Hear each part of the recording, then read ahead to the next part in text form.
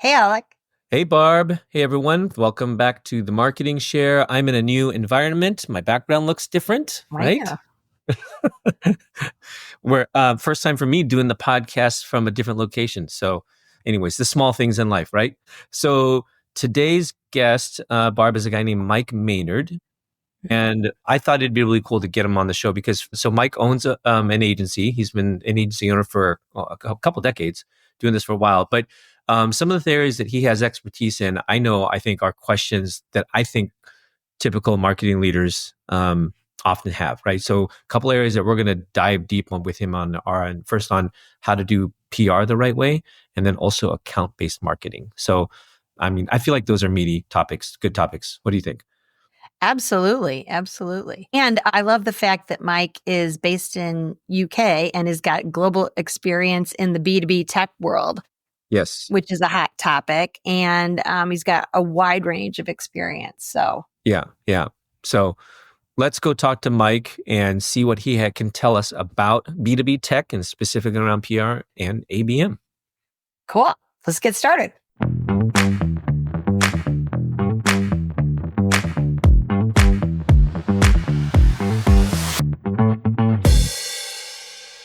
Great to be here today. Today we have Mike Maynard, CEO of Napier Group here, and we are visiting him all the way across the pond. He's in UK, so this is fun. I've done business in global companies before, so I'm super excited about getting to some of the questions that we have for Mike. Welcome, Mike.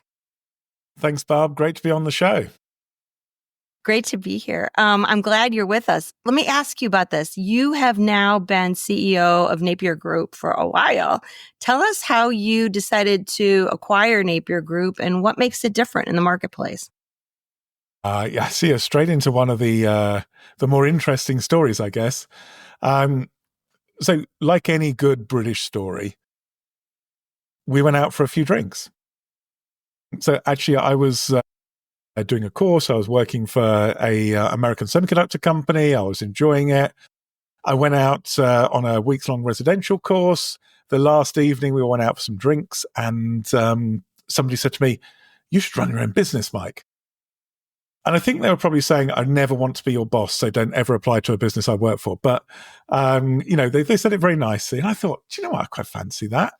And then about 3 months later, I got a call from the agency I was using, and my main contact there said, the two principals are looking to retire, and I think, you should consider buying the agency. You've been in marketing in the sector for a while. And I thought, well, how difficult can it be running an agency? And obviously subsequently found out it can be really hard. Well, you know what? I start every project out with how hard can it be? Okay. And of course, that means you get into it, but of course, it's always harder, right? It looks like you've been doing it for quite a while, so you figured it out. That's the good news. I've survived. I think quite often with business, survival is probably a better goal than success. Yeah, that's fair. That is fair.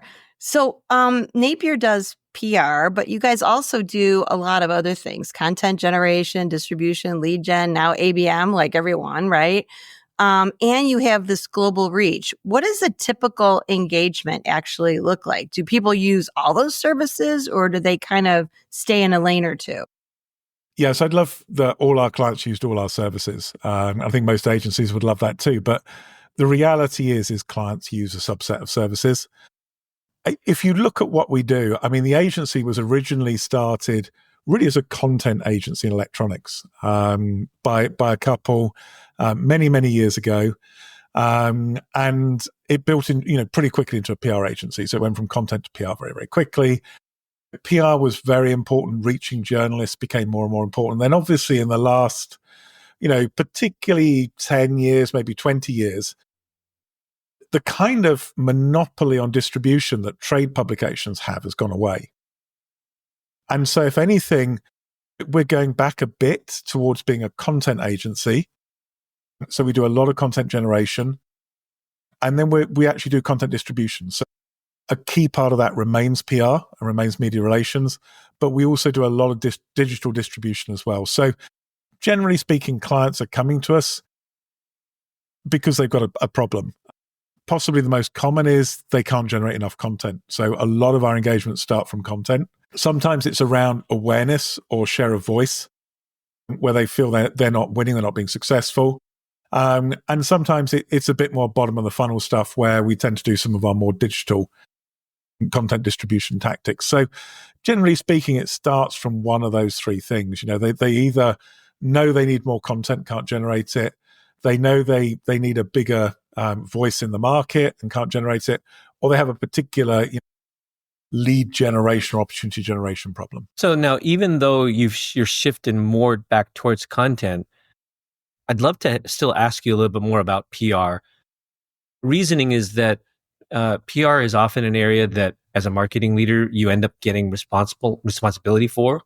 But then most marketers, like myself, have no PR background, right? So I remember the first time that I got asked to also own PR. I'm like, okay, sure. I'll go back to Barb's opening. It's like, how hard can it be, right? And then you realize, okay, wait, this is an entirely different beast. So for marketing leaders out there and our listeners who might be in that same position, where like, oh shoot, okay, I PR is part of my scope. I really don't know what this is about. What would you tell them? What can you give us a little bit of background? And I think you've got actually something that, like, you've got a 4-step process for PR. So maybe that could be part of this. Yeah, I mean, I think, maybe 30 or 40 years ago, people would have a different view on PR. PR felt a bit more familiar to marketers because, you produce brochures and you produce mailers and you generated PR coverage, and all of them were physical paper cuttings. And I think marketers felt relatively comfortable with that and relatively happy. The more digitals come in, I think the more that media relations has become stranger to marketers, because digital is very much a medium that you typically control, you can typically measure. It's quite often something you use for bottom of the funnel, so very short time in terms of generating return, whereas PR is completely different. So you don't have any control. We try the best we can to control some of the journalists, and sometimes we succeed, sometimes they go and do things we'd rather they didn't. But journalists are independent, and that's why PR is so powerful, is because where you have a journalist that clearly is independent, is speaking their mind, then when they endorse a product, that feels very powerful to a customer. So PR is different from that point of view. PR is different in that, how do you measure the impact of PR? It's incredibly hard. And the answer is, really the only way to do it is run long PR campaigns over, a year or multiple years, and spend an inordinate amount of money surveying people to understand how their perceptions of the market has changed. That's very expensive. It's very slow. And all it tells you is what's happened in the past. It doesn't tell you what to do in the future. So I think PR is really different from a lot of other marketing tactics, and more so than it's ever been. And, marketers today, particularly if they're more in the performance end, it's all about results. It's all about metrics. And I'd love to say it's very difficult. The truth is it's basically impossible to translate that culture into PR. PR doesn't quite work like that. Yeah.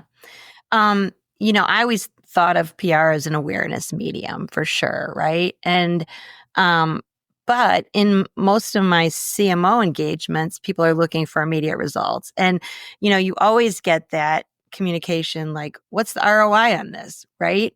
So, it's always that question with PR. How do you attack that issue? And has it ever been used as sort of a lead generation, even in a layering kind of idea? Have you ever tried that? Yeah, the first thing we say to CMOs in that situation is, we understand that, but it's really expensive for you to get results, isn't it? Your digital campaigns, they're generating an ROI, but you'd like it to be better.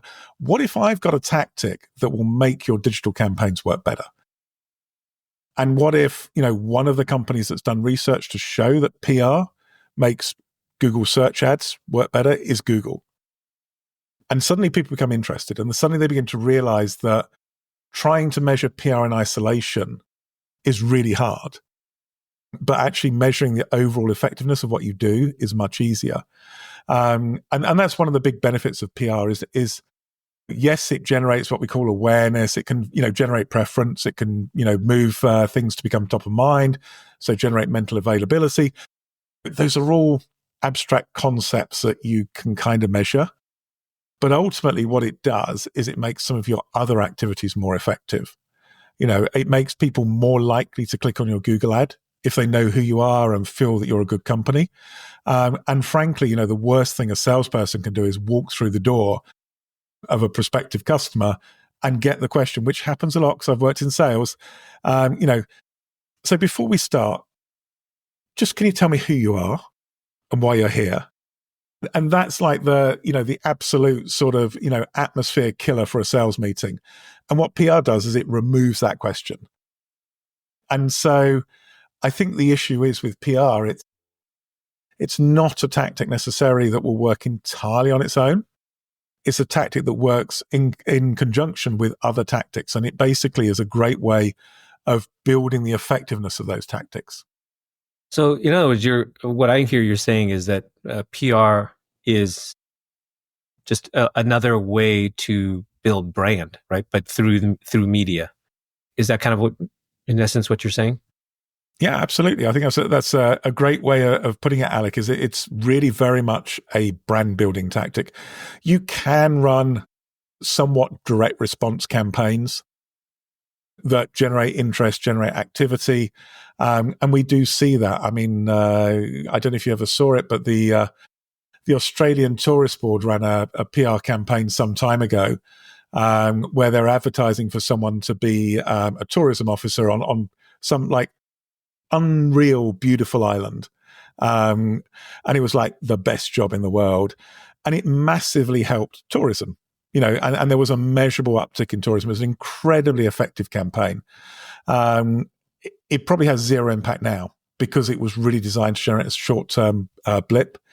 But it drove a response, not necessarily a direct, come to us and ask. It made people more likely to say, where should we go this year for holiday? Australia looks lovely. So you can generate results. It's quite hard to tie them directly in because obviously, if I see that article or the news piece or something on the best job in the world, I'm going to go and talk to my friends. I'm maybe going to see it somewhere else. I'm then going to do a bit of research. I'm going to, Google a few holidays in Australia. And by that time, I've probably been touched by multiple other marketing initiatives as well. Mm-hmm. So it's really hard to say that's the thing that kicked it off. But quite often PR is the thing that actually kicks off a buying journey, which I think is really interesting. Yeah. What about some of the platforms that I've seen that have come up for PR? I forget the names, but they're, like every function now has a SaaS platform, right, to help you do your job. But it seemed like when I've looked into these, they're trying to make the job of like identifying journalists, finding the ones that you want to target, packaging them up, stuff for them, and then trying to measure the impact of that, right? Do you have any familiar with that? Can you speak to any of that? Like how effective are those? Do you think those are making a difference? Yeah, so they're interesting. A lot of them. So let's take a step back, actually. The way PR used to work was you used to have a story, and it can be about anything. And I've got, a story about industrial motors.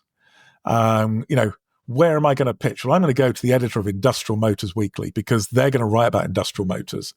And then I happen to know, the number one opportunity for industrial motors in the UK is, I don't know, Ferris wheels. And so I'm going to go to Ferris Wheels Weekly. And I used to pitch based upon outlet.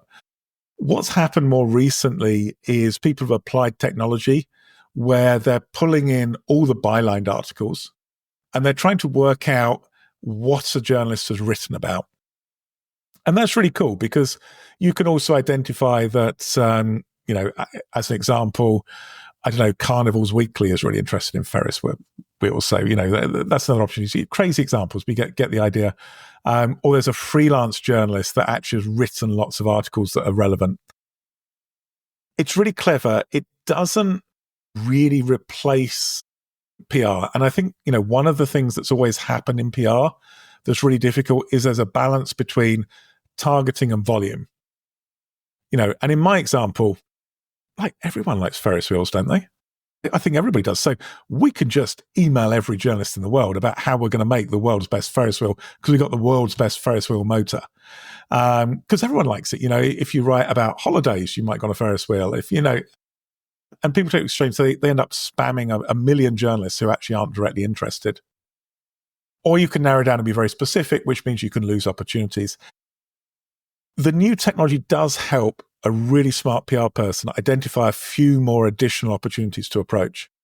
But it certainly doesn't remove the fact that you've really got to go and target specific publications.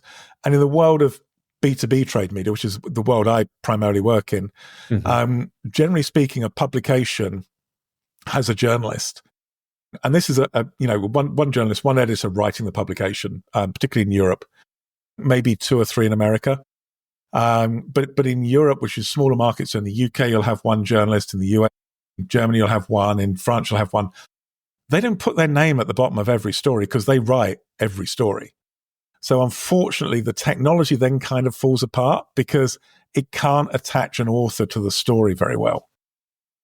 So you do have an interesting challenge with some specific trade media that doesn't work very well. But I certainly think in, some of the broader stories and certainly in consumer, some of this new technology is interesting. It's definitely making it easier, and smart PR people are using it to be more targeted in who they approach, and dumb PR people are using it to spam more journalists. And so, I think that's always been the way.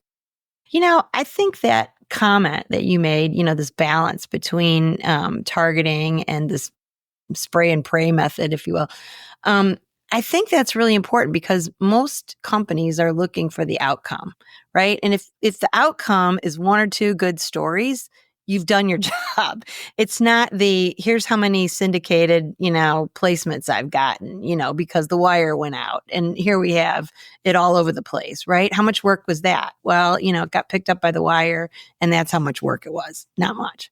What are some of the biggest, most common mistakes you see companies, especially in the B2B space, making when they get started with PR? I think, just to go back, you've actually kind of identified a really big mistake anyway, Barb, because, a lot of companies come from a world where, they've been in the industry for a while. And when they started, information was very scarce. And literally, when I started, I actually started as a customer, as a design engineer. So I was at the customer end of the communications. If you wanted to know what was new in the market, there were magazines that literally published summaries of press releases. That was all it was, and page after page after page. And, some of these were 100 pages plus, just of like press releases all over the page that told you what was new. People are still doing that today. And they still think, well, a press release is all about a new product and that's it. And PR is press releases. Yes. And they just think people are buying point products. The reality today, I think, is if you look at the way the world's going, firstly, individual products are less important because typically, and I'm talking about B2B here, but it's not that dissimilar with consumer. But if you look at B2B, you don't necessarily buy one product. You don't buy one motor because you buy the drive to make it more efficient because you care about energy efficiency. And then you want to buy the system to control it remotely and to do the maintenance remotely and warn you when there's a problem. And, then you've got a cloud system to do the, AI measuring. And suddenly you've got this incredibly complex kind of mix of solutions all together. And it's really similar in the world of computers in the consumer land where, if you buy a PC, you buy a PC. And actually, to be honest, most people don't really care what they buy. It's pretty commoditized. If you're bought into the Apple ecosystem, and, AirPods, and you've got an iPhone and you've got an iPad, the value of a Mac suddenly goes up massively because all your messaging is iMessaging. It all appears on your computer as well as on your phone, as well as on your iPad. So increasingly, people are buying companies, and they're buying companies by buying into the story, the overall reason of what the company's doing, where they're heading, what their ethos is. And that's not individual products. Yeah. I actually think that there's a win in because there's so much information overload out there, right? And it's set up with features and features, right?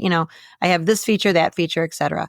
But if you provide someone a point of view on how to think about these, right? So many of our friends in this industry now are actually reviewing products, telling you what's good about one or another. And I think those are really gaining traction because it's not just a feature dump. You're telling people, here's my experience with it.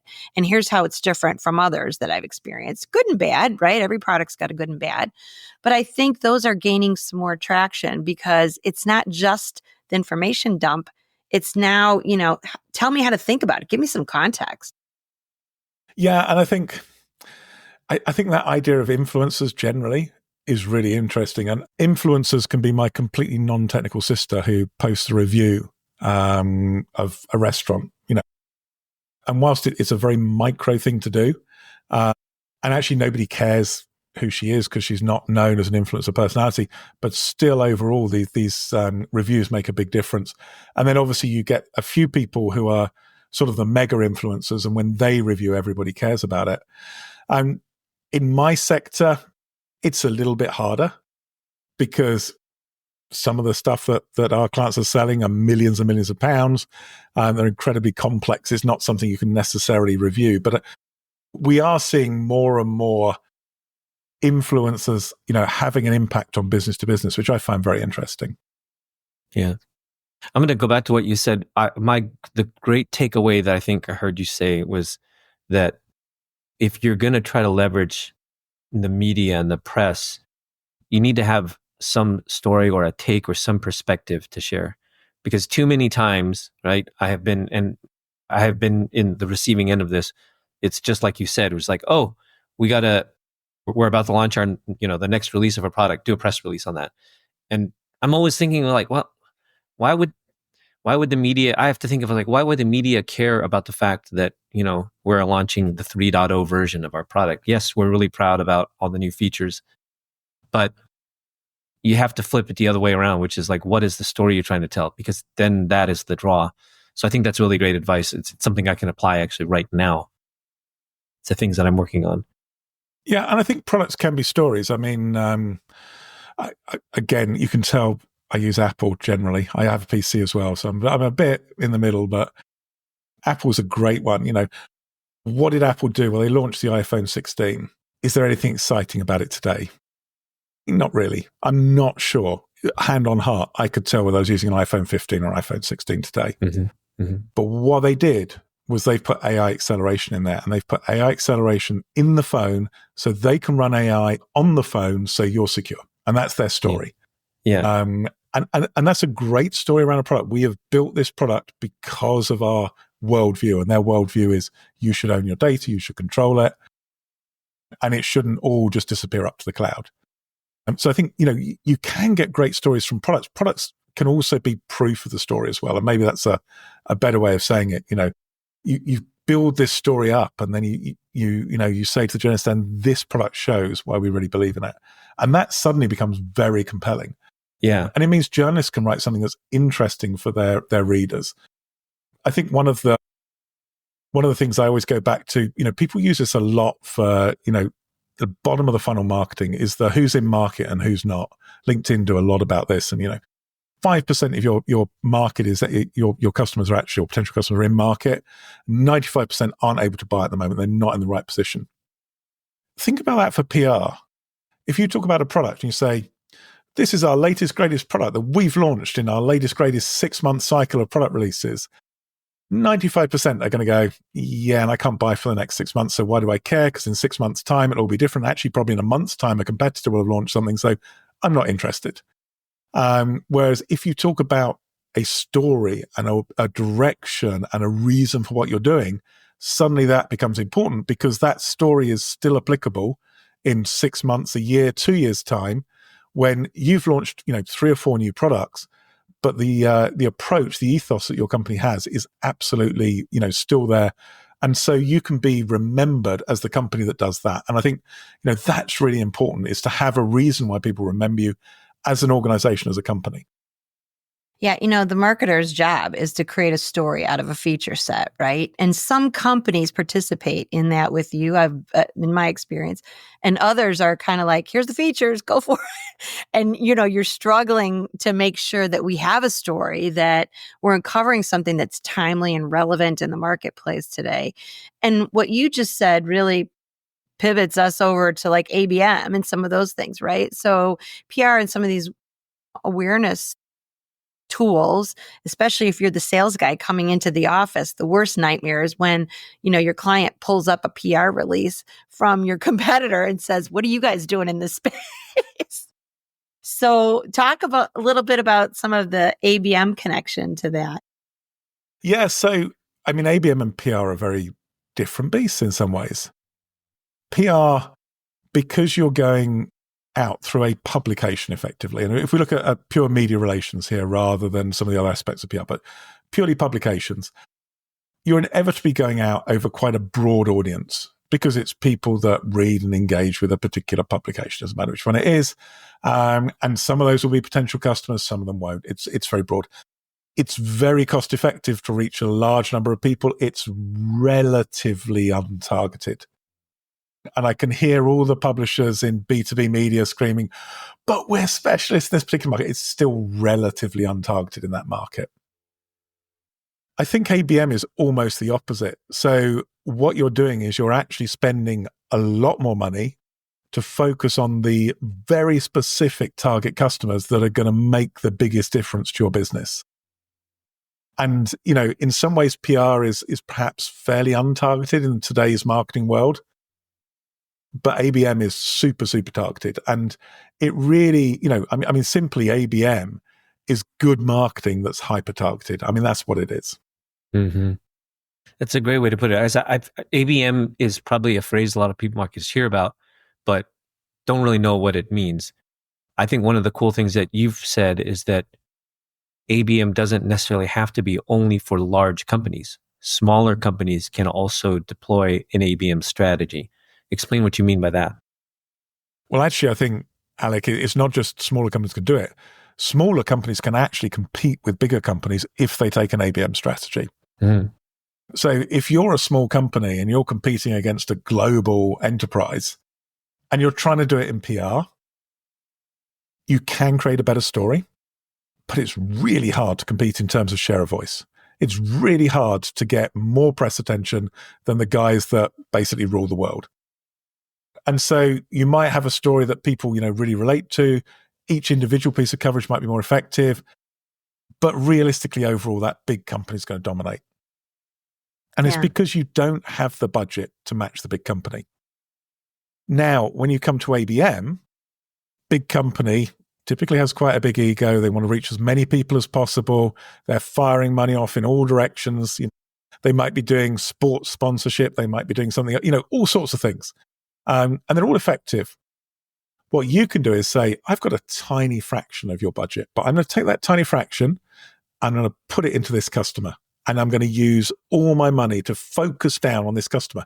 Suddenly now, in terms of that customer, you can start matching a big enterprise's share of voice. And that's incredibly powerful for small companies. And I think incredibly exciting, because if small companies really commit to ABM and they really understand which potential customers they want to go after, or indeed which existing customers they want to build a relationship with, they can actually then be in a situation where they can appear much, much bigger, punch well above their weight, because of that focusing down of a limited number of resources into a very small number of targets. I have worked on some businesses in the healthcare space where you would pick, ABM client, ABM customer segment, right? And it might be, a health system on the East Coast or something like that.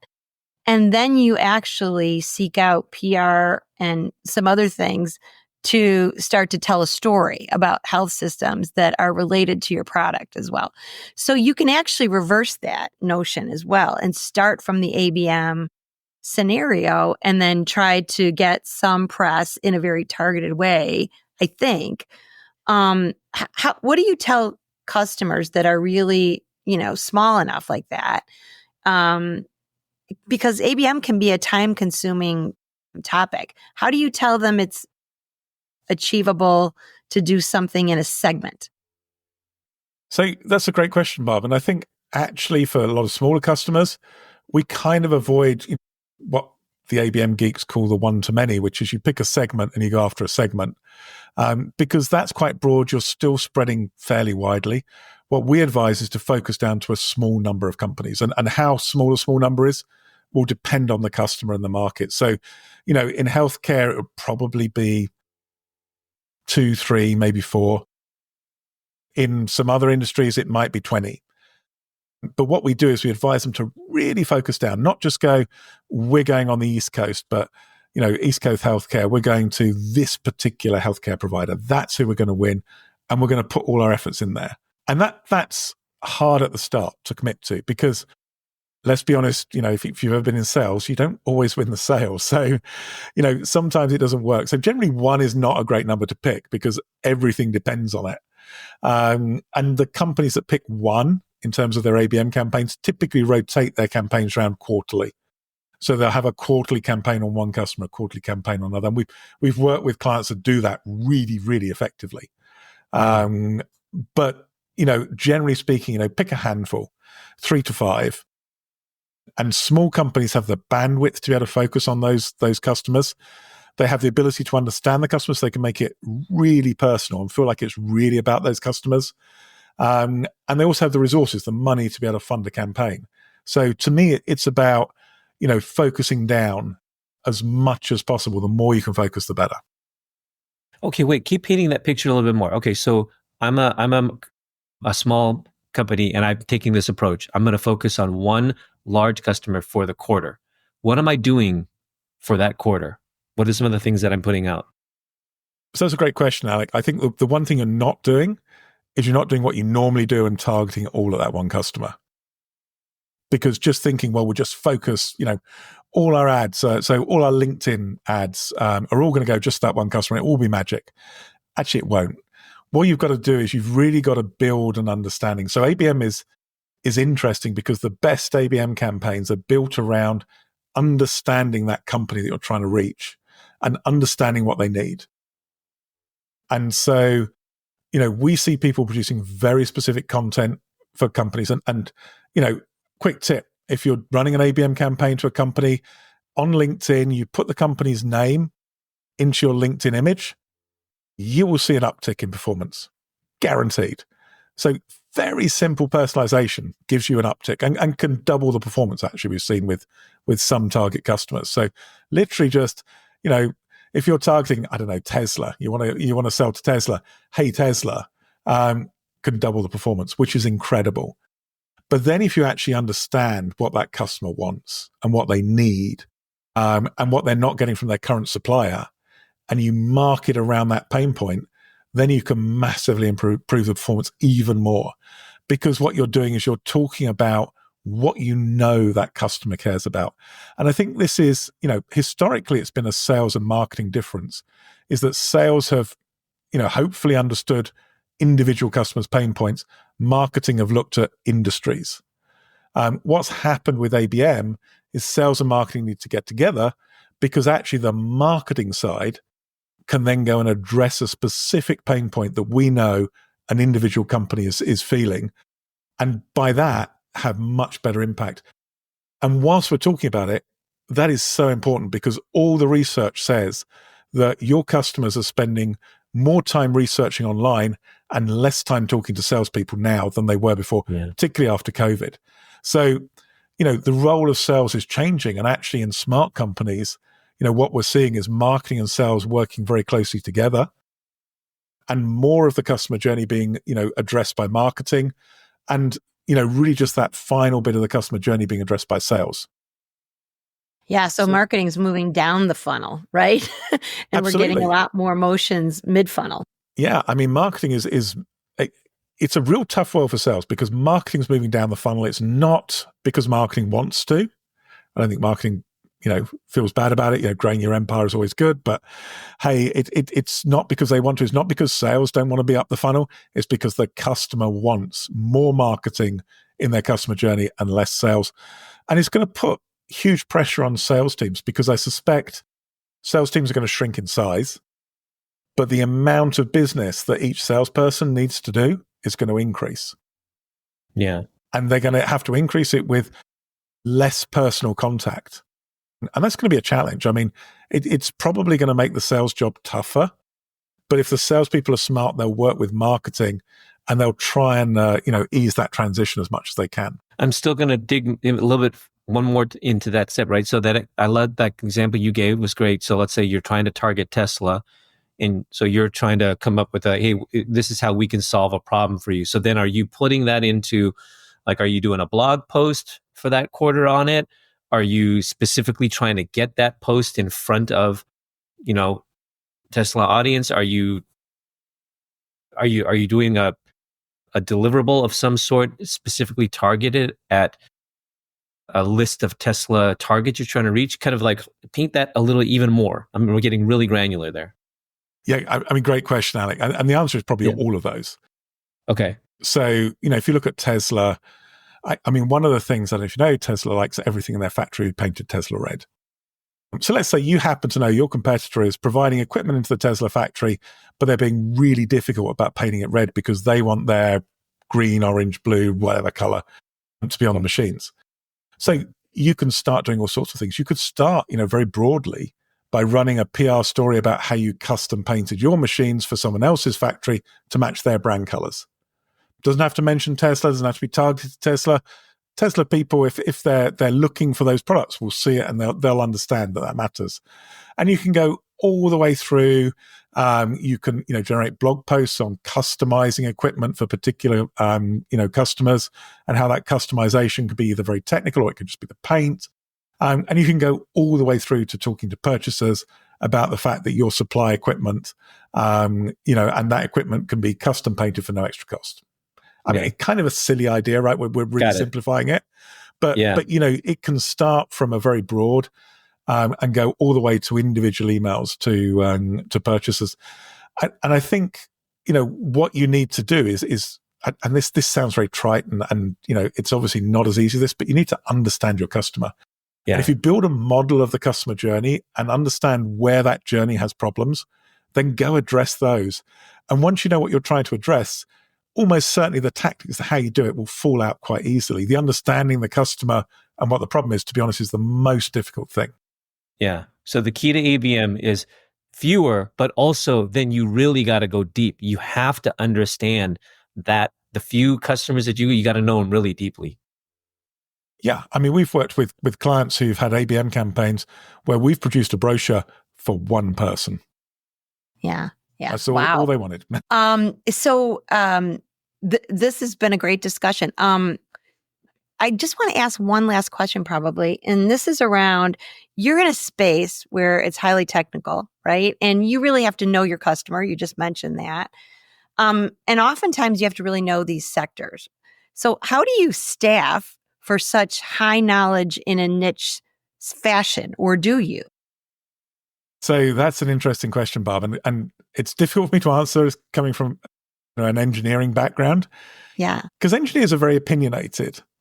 And engineers, we like to think we're opinionated because we're always right. But sometimes we're not. And so the answer is it's actually super important to staff with a mix of people. So it's important to staff with engineers because you have to understand the products, the technologies, the customers, build that map. But it's also important to staff with marketers because, to be honest, as engineers, we kind of get too focused on the technical details. And so, for example, my head of digital, Helen, she is not technical. She'll be very adamant she's not technical. And we'll do things. I mean, we'll from time to time, we'll write Google search ads and we'll see who gets the best one. And believe me, technically, mine is the best. I mean, absolutely. And I've got the technical details that matter. Sometimes the audience get it wrong and they click on her ad. And it's because she sees it from a different way. She's seeing it from a, more of a marketing point of view. So I think diversity is really important when you get to technical companies, because if you're all very technical and geeky, you sometimes miss the obvious marketing point. So we absolutely deliberately staff with a mix of people. We have some technical people. I mean, we've just hired the most amazing, technical person who's been a journalist in the sector for, I actually don't know how many years Stella's been a journalist in the sector for, basically as long as I've been around marketing. She's amazing. But at the same time, we're hiring as well someone in at a junior marketing level who has no idea of the technology. And the magic is not getting one person who's a superhero that does everything, because I think we all realize at some point that doesn't actually work in real life. The magic's getting different people with different points of view in a room, get them to hash it out between them and get the best solution from all those different points of view. And that's what works for us. Said, I think that is coming from an engineer into a marketer. I feel confident that we will work together going forward. I love that diversity, and I've experienced the exact same thing. And that's the key thing. If you're open to others' ideas, you're going to come up with a better product for sure. Where can people find you and the Napier Group? So, the way to find Napier is our website. It's napierb2b.com. That's NAPIER, letter B, number 2, letter B.com. If you want to find me, LinkedIn is great. If anyone wants to email me, probably smart listeners have worked out it's mike@napierb2b.com. And you're absolutely right. And I do answer emails from podcast appearances. So, don't be afraid to email me. And then also, I run my own podcast that focuses specifically on B2B technology marketing. So, if you're in that B2B tech space, marketing B2B technology is a podcast. Be great if you're interested, you want to go and check it out. That's great. So the name of the podcast is, say it again? Is Marketing B2B Technology. It's the really crass SEO name. Okay. We weren't feeling particularly inspired when we well, actually, I'll tell you the truth. So honest marketing confession here. Everybody presents things historically as a great idea. We've just done over 100 episodes on the podcast. It's we've had, massively senior people from the client side, from MarTech companies. It's been great. We started it off and we were like, yeah, we need to understand a bit about this podcast thing. Let's just do one. What should we call it? Well, it doesn't matter. It's not going to last. Let's call it Marketing B2B Technology. and we produced a number of fairly terrible episodes at the start. Please don't go back to number 1. But, that's how it started. And then kind of it built momentum. And, then I realized that actually it had nothing to do with learning about podcasts. It was about meeting interesting people. So I got to meet interesting people. So it kept going. And now we're 100 and something episodes in and can't change the name. So that's what me and Alec find. It's just fun to talk to all these great people. Absolutely. Same thing. Like we look back now at it was like, some of the early episodes, we didn't really know what we were doing, but